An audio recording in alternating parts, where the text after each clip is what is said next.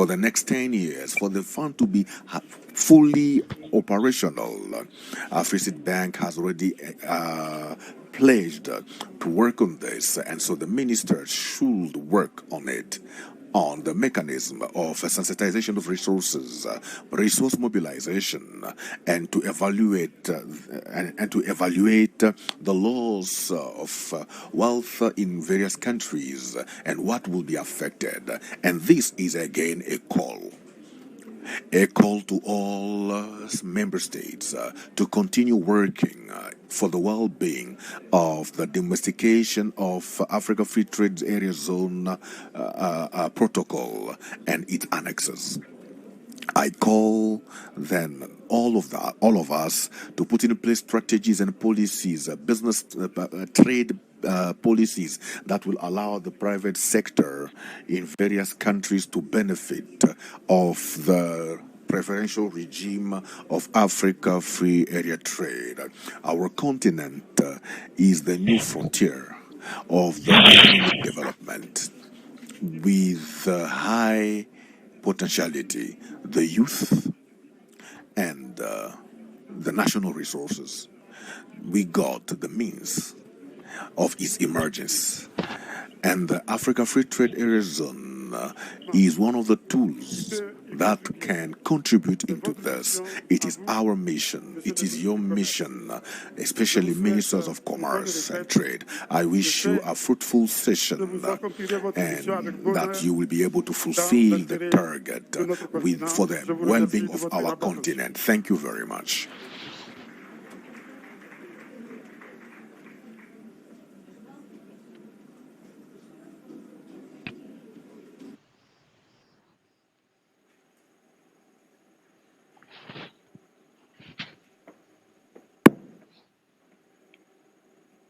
Merci beaucoup, Excellence, Monsieur le Champion. Your Excellencies, as we gather here in this room, we have Ministers of Trade whose retreat is going to be officially opened.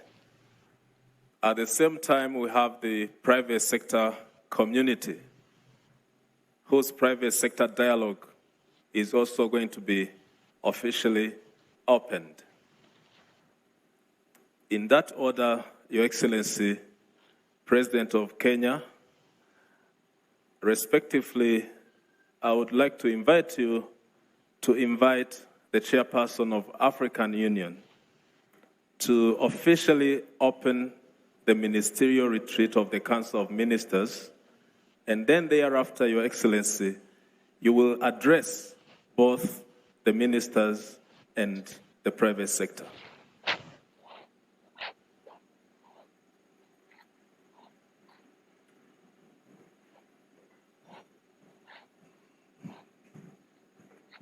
Good morning, ladies and gentlemen. Take your seats, please.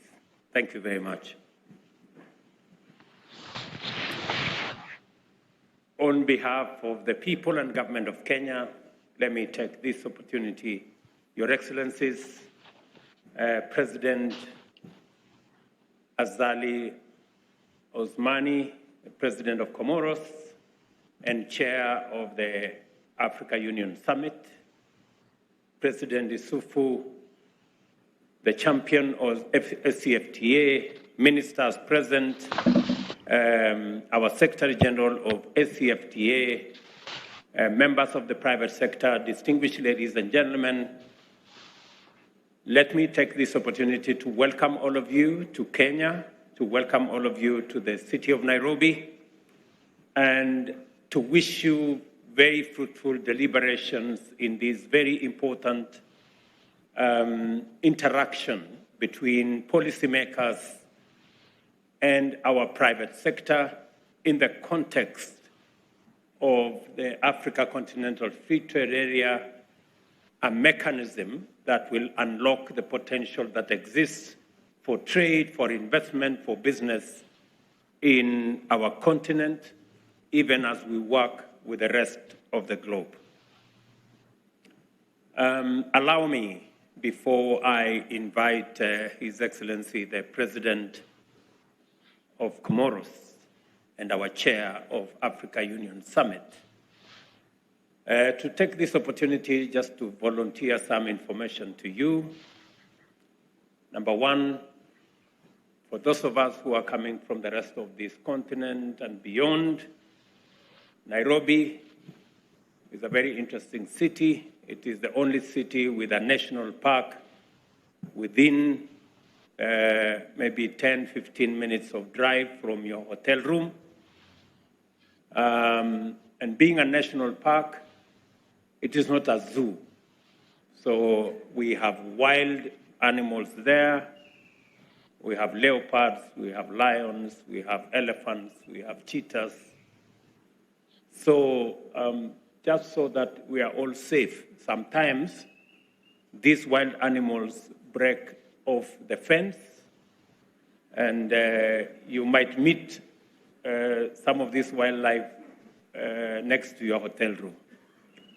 Please be careful when, because they are not domesticated. Number two, let me also volunteer some information to you. Scientists, and I am one of them, have proven with scientific data and information that Kenya has the earliest remains of man. This is where humanity began. The Turkana boy, which is a phenomenon that is documented by science as the earliest ever found remains of human beings on planet Earth, is right here in Kenya. And therefore it is correct for me to tell all of you, welcome home. This is where we all began. And my minister has informed me that somehow some of our officials made you to pay visas to come home. And he asked me to apologize, which I do. When one comes home, they don't pay to come home. And I want to promise you that that might be the last time you are looking for a visa to come to Kenya.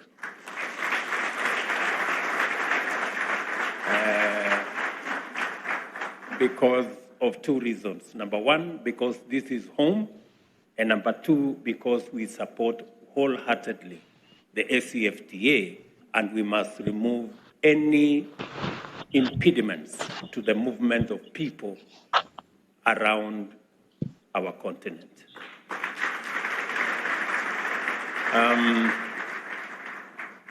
With those remarks, let me now take this opportunity to request my good brother, the President of Comoros, and the Chair of the Africa Union Summit, President Azali, to come and make his remarks. Mr. President.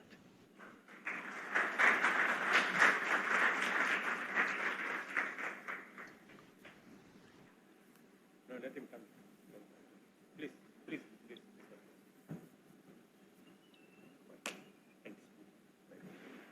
Thank you.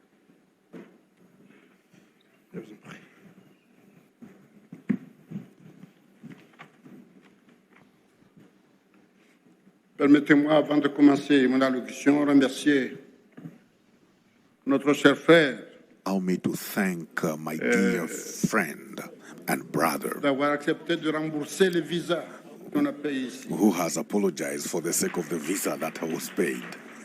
Et lui dire que This is to say, il aura à s'expliquer à mon épouse parce que moi he je will vais need perdre to mon explain to my passeport. wife Donc, because je vais I rester au might Kenya, je vais pas partir. lose my passport.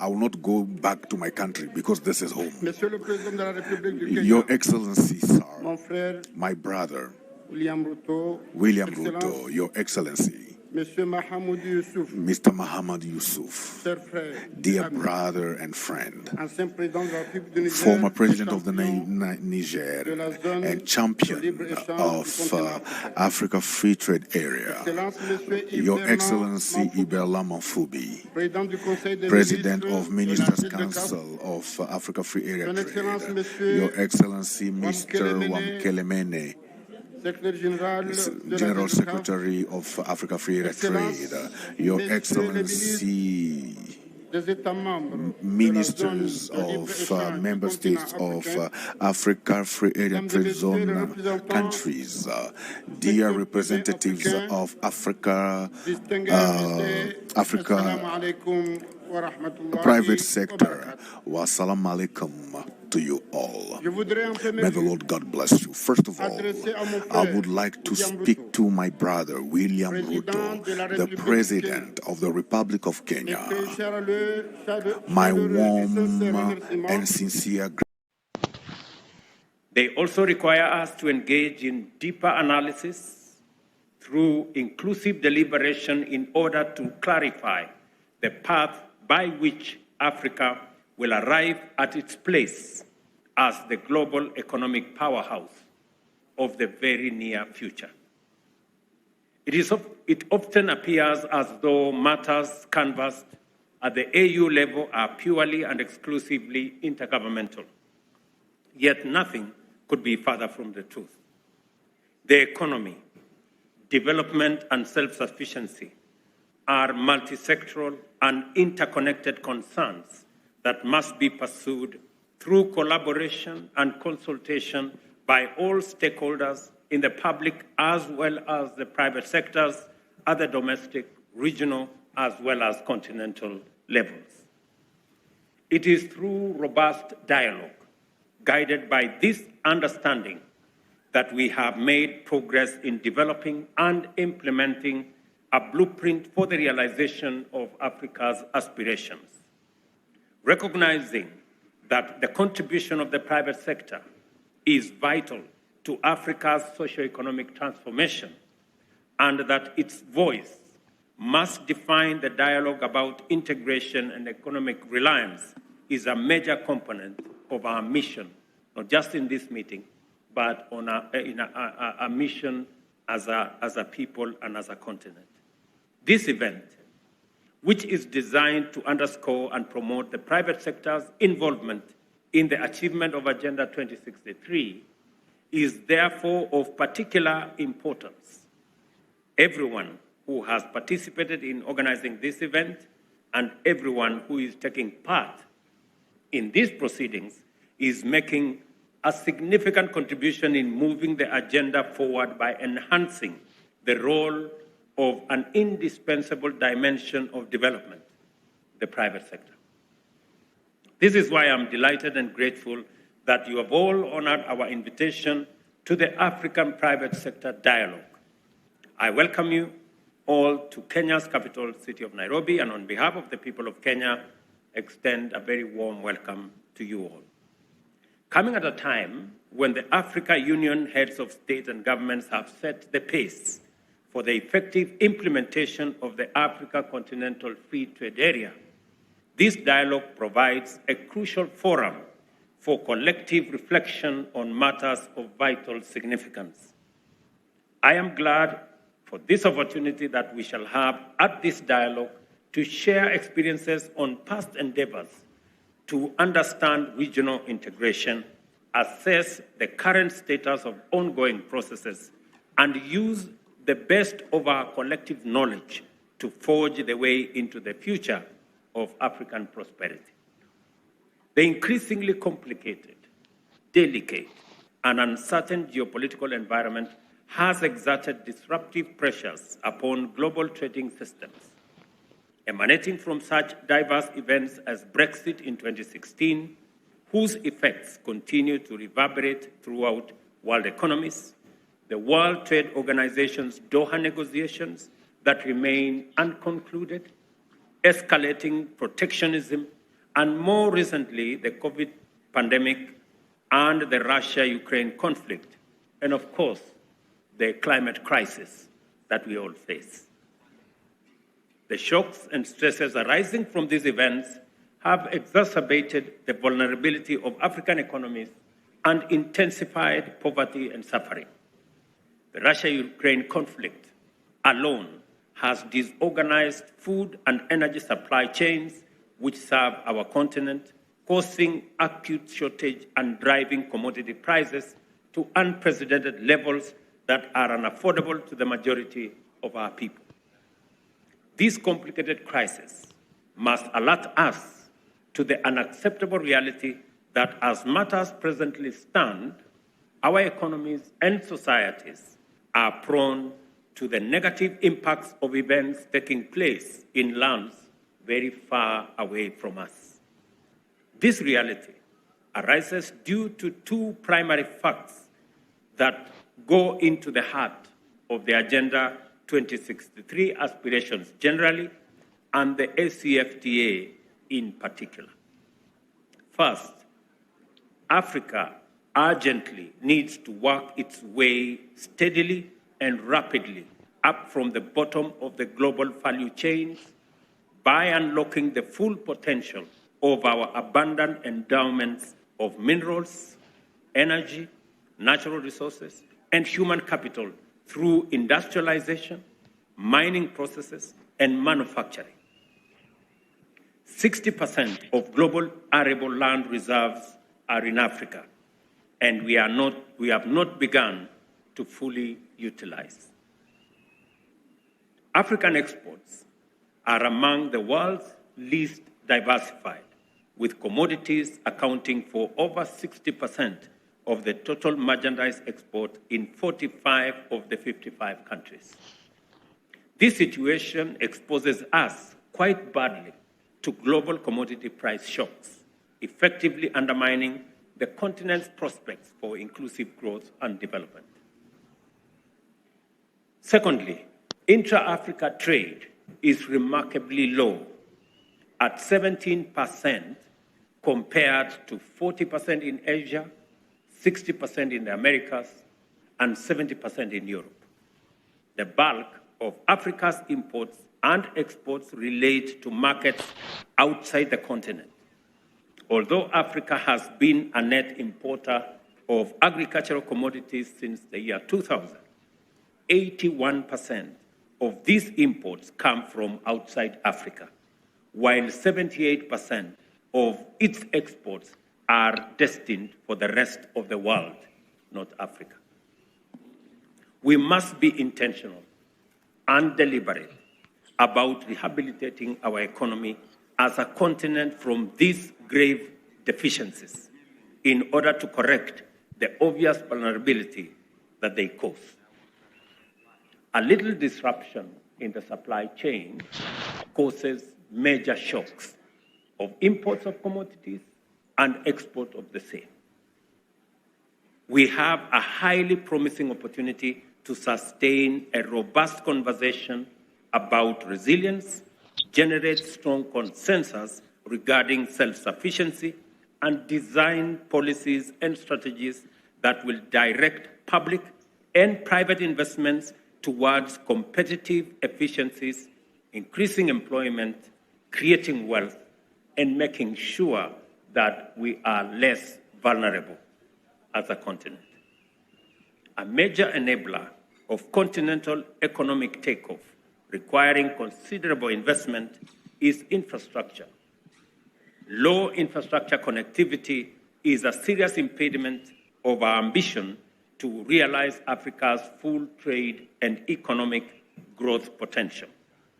Consequently, this dialogue provides the perfect occasion to align government and private sector complementarity with the colossal demand for port, rail, road, and air transport, power and energy, as well as information, communication, and technology infrastructure. Here is the opportunity in more detail. With appropriate levels of connectivity, Africa's digital economy is projected at US $180 billion by 2025, or 5.2% of the continent's GDP. That's just technology. And US dollars 720 billion by 2050, or 8.5% of African GDP. And here is the infrastructure demand in context. Lack of efficient transport networks increases the price of goods traded among African countries by between 30 and 40%, rendering Africa effectively uncompetitive and eliminating the opportunity for us to trade merely because of logistics. You've heard from my Minister for Trade that tea, which was supposed to take 3 weeks or less to get to Ghana, took 3 months. Because it didn't go to Ghana. It went the opposite direction first because of transport logistics. Bearing in mind that 16 African countries are landlocked, underdeveloped transport connectivity hampers intra-Africa trade and drives up the cost of imports and exports with regard to other parts of the world. To further illustrate this point, I remind you of the confinement, which I just said, of value-added Kenyan tea destined for Ghana, which left, and I was there with Wamkele, which left Nairobi on the 5th of October, but it got to the port of Tema in February the next year.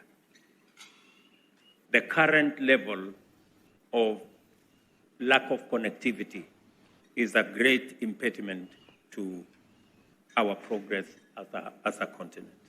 And therefore, the Agenda 2063, which speaks with clarity on what type of infrastructure that we need to be able to connect our countries, eliminate the barriers that are erected by our boundaries, and human capital and human beings who hamper trade. These are unnecessary impediments to trade and investment in our region. The current level of technology in the fields of infrastructure development across sectors is fairly high. This dialogue is a golden opportunity for African private sector and African governments to deploy the concept of technology leapfrogging, thereby ensuring that advanced technologies are incorporated into priority infrastructure investments. Similarly, the implementation of the single African air transport market must be attended to in this dialogue with particular urgency. Already there is a conversation between Kenya, Eritrea, Ethiopia, Rwanda, Uganda, on how we can consolidate our air transport and have a regional airline that can move people, that can move goods, that can move services across our region without the current unnecessary impediments caused by air transport fragmentation.